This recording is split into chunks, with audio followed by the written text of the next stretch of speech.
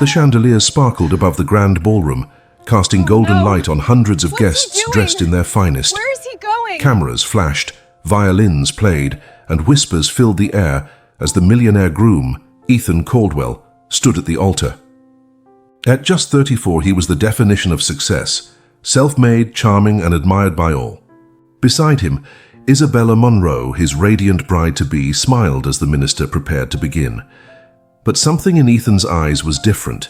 His gaze drifted beyond the aisle, through the towering glass windows, to the street outside, where a little girl clutched a basket of wilted flowers.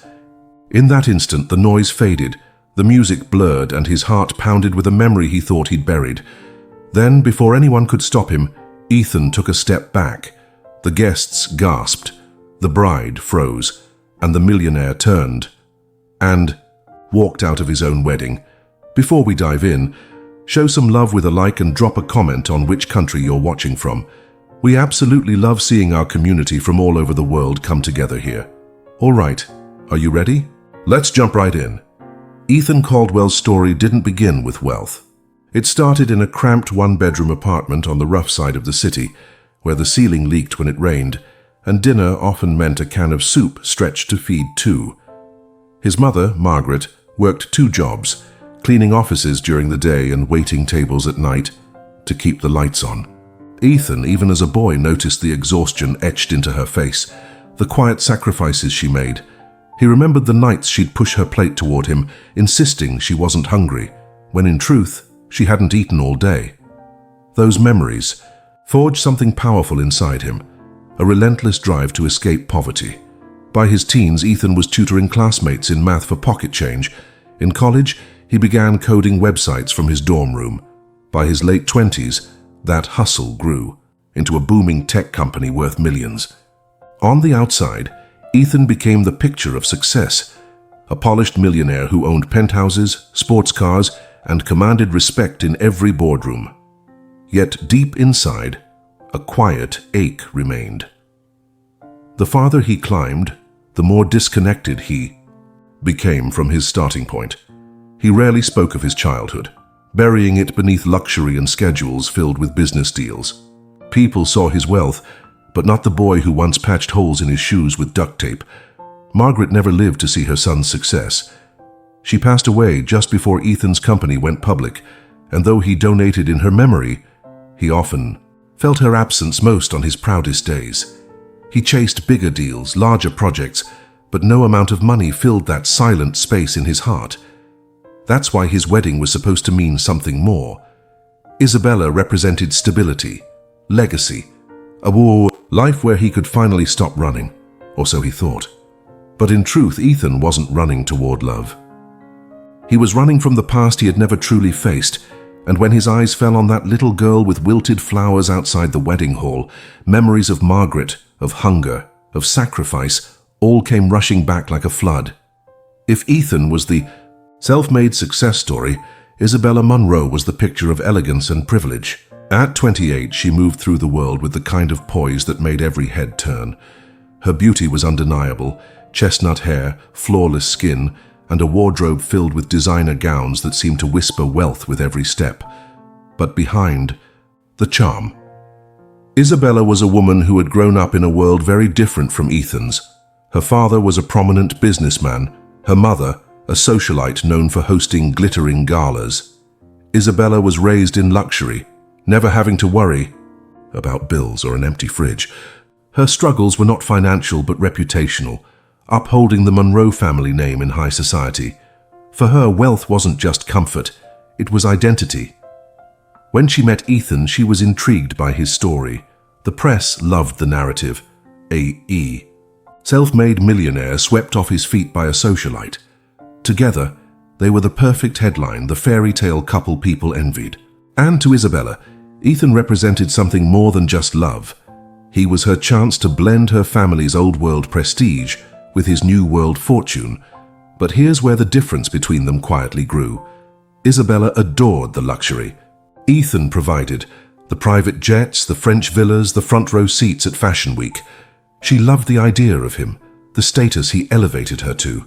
What she didn't quite understand was his restless spirit, the scars from his past, the weight of sacrifice that still shadowed him. She believed their wedding would be the grand finale, sealing their place among society's elite. That's why she had spared no expense. Crystal chandeliers, imported orchids, a guest list of CEOs and celebrities. For Isabella, this day was the ultimate performance, a display of perfection. What she didn't realize was that for Ethan, perfection wasn't enough. While she saw the wedding as a celebration of image, Ethan longed for something real, something that went beyond appearances and champagne toasts. So when Isabella stood at the altar, smiling at her groom, she believed she was moments away from securing a flawless future. She never imagined that Ethan's heart at that very moment was being pulled out the glass windows, toward a world of wilted flowers and forgotten children. And when he turned and walked away, Isabella wasn't just losing a groom, she was losing the illusion she had built her life around. Outside the glittering hotel where Ethan's wedding unfolded, life told a very different story. On the cold stone steps, a little girl named Maya stood clutching a basket of wilted flowers. She was just 10 years old, her dress faded and too small for her frame, her sandals worn thin from walking miles through the city streets. Beside her sat her younger brother, Leo, only 6, his cheeks hollow from hunger, yet still lit with a mischievous smile whenever he looked up at his sister. For weeks, Maya and Leo had wandered near the hotel district, hoping wealthy strangers might spare a coin or buy a flower. Their mother had passed away the previous year, leaving Maya to care for Leo alone. Their father, once a construction worker, had vanished in search of work and never returned. Survival had become their daily battle, with Maya as both sister and guardian. Despite her young age, Maya carried herself with a quiet strength. She tied ribbons around her flowers, hoping they would look fresh enough to tempt buyers. She whispered stories to Leo at night, telling him that one day they'd have a home with a door that locked and food that didn't run out. That afternoon, as the grand wedding unfolded inside, Maya pressed her nose to the glass, eyes widening, at the chandeliers and golden drapes.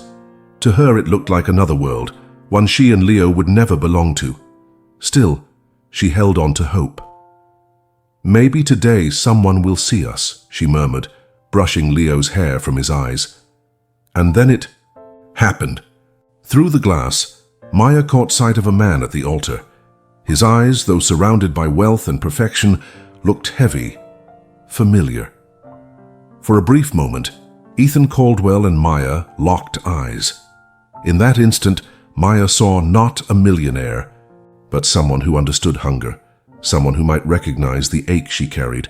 What Maya didn't know was that she had just become the mirror Ethan couldn't turn away from, the living reminder of a childhood he thought he had buried. And Leo? He just tugged at her sleeve and whispered, "Do you think he'll buy a flower, Maya?"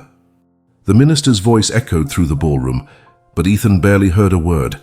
His eyes were locked on the little girl outside, Maya, her small hand clutching that basket of fading flowers. In that fragile image, Ethan saw himself at 10, years old, hungry, helpless, invisible. The room around him blurred. The music faded into silence. In its place came the sound of his mother's voice, soft but firm. "Eat, Ethan. Don't worry about me." He was back in their tiny kitchen, the single bulb flickering overhead, the smell of burnt toast lingering in the air. He remembered the way his mother would smile even when her plate sat empty, sliding her food toward him with hands rough from cleaning floors all day. A lump formed in Ethan's throat. For years, he had buried these memories under wealth, deals, and a polished image. But in Maya's face, the past broke through with unbearable force. He saw not just hunger, but resilience, the same spark his mother carried. He glanced at Isabella beside him, radiant in her gown, her eyes fixed on the crowd, hungry for their admiration. Ethan's chest tightened. Here he was, about to vow a life of luxury and appearances, while just beyond the glass stood 2 children living the life he had once endured. His palms grew clammy. The weight of the ring in his pocket felt heavier than gold. It felt like chains. His heart pounded louder than the violins. A single thought consumed him. What am I doing? For the first time in years, Ethan realized money had not freed him. It had blinded him. He had built walls of marble and glass to keep out the pain of his past, but those walls had also kept out compassion, purpose, truth. And so, in a moment that stunned every guest in the room, Ethan made his choice. He took a step back from the altar, then another. Gasps rippled through the crowd as Isabella's smile froze into confusion, and before anyone could speak, Ethan turned his back on the wedding and walked straight toward the children who had awakened his buried heart. The room fell into stunned silence as Ethan's polished shoes echoed against the marble floor. For a heartbeat, the guests thought it must be part of the ceremony, a dramatic pause, perhaps a planned gesture. But when he kept walking, their whispers rose like a storm. "Is he leaving?" someone gasped. Isabella's face flushed crimson beneath her veil. "Ethan," she hissed, her voice trembling with disbelief. She reached for his arm, but he slipped from her grasp, eyes fixed on the doors at the far end of the hall. The minister lowered his book. The orchestra faltered, strings screeching to an awkward halt. Dozens of phones lifted into the air, capturing the moment the millionaire groom abandoned his own wedding. For a man who had built his life on control and precision, Ethan's walkout was chaos incarnate. He could feel the stares burning into his back, the judgment, the confusion, the betrayal. Somewhere behind him, Isabella's mother let out a sharp cry. Cameras clicked furiously, knowing tomorrow's headlines would devour this scandal. Millionaire walks out of wedding. But Ethan didn't look back. With every step, his chest grew lighter, the suffocating weight of pretense peeling away. He wasn't walking away from Isabella. He was walking towards something more important, though he couldn't yet put it into words. When the great oak doors swung open, a rush of cool air hit his face. The sound of the city replaced the stunned murmurs that had been behind him. And there, just beyond the steps, were Maya and Leo, their wide eyes watching as though a storybook had sprung to life. Isabella, left at the altar, stood frozen in shock. To her, this was humiliation. To Ethan, it was liberation.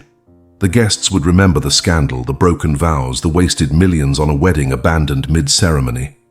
But Ethan would remember only this: the sight of two hungry children waiting outside, holding wilted flowers, while a feast fit for kings sat untouched inside. And for the first time in years, he felt certain he was exactly where he was supposed to be. Ethan descended the marble steps, the murmurs of the stunned guests muffled by the pounding of his own heartbeat. Outside, the city's bustle carried on, oblivious to the scandal unraveling inside the ballroom. But for Ethan, the world had narrowed to two children waiting at the curb. Maya straightened as he approached, clutching her basket of wilted flowers. Her big brown eyes were filled with both fear and defiance.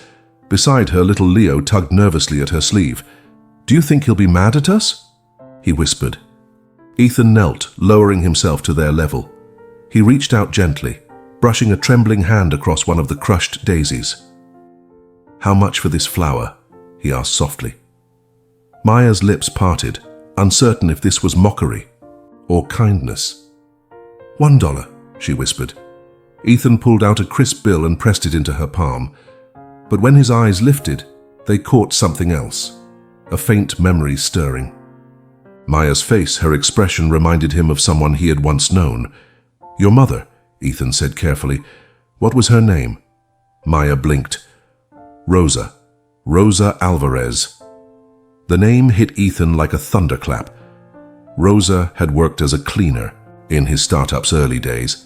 He remembered her warmth, her kindness, how on the nights when he stayed late coding with nothing but vending machine snacks, Rosa would quietly leave him a container of food she had cooked at home. She had once told him, "Everyone needs strength to keep chasing their dreams."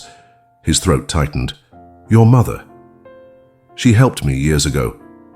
I wouldn't have made it without her." Maya clutched Leo tighter, confused by this stranger's emotion. Ethan's voice broke. "And now I think it's my turn to help you." At that moment, the twist became clear. Not only had Ethan walked out of his wedding to face his past, but fate had brought him back to repay a debt of compassion he could never forget. The millionaire who once thought he had everything suddenly realized he had found the only thing that truly mattered. The tabloids would call it a scandal. The guests would call it betrayal. Isabella would call it humiliation. But for Ethan, that moment on the church steps marked the beginning of something far greater than a wedding. He brought Maya and Leo into the reception hall, meant to celebrate him. And for the first time he saw the absurdity of it all. The towering cakes, the endless champagne, the tables bending under the weight of food that no one had touched. With a steady voice, Ethan announced that the feast would not go to waste. Instead, he ordered it to be packed up and delivered to shelters across the city. Guests gasped, some applauded, others whispered. Isabella, however, stood frozen, her perfect world crumbling. For her, love had always been tied to image, to grandeur.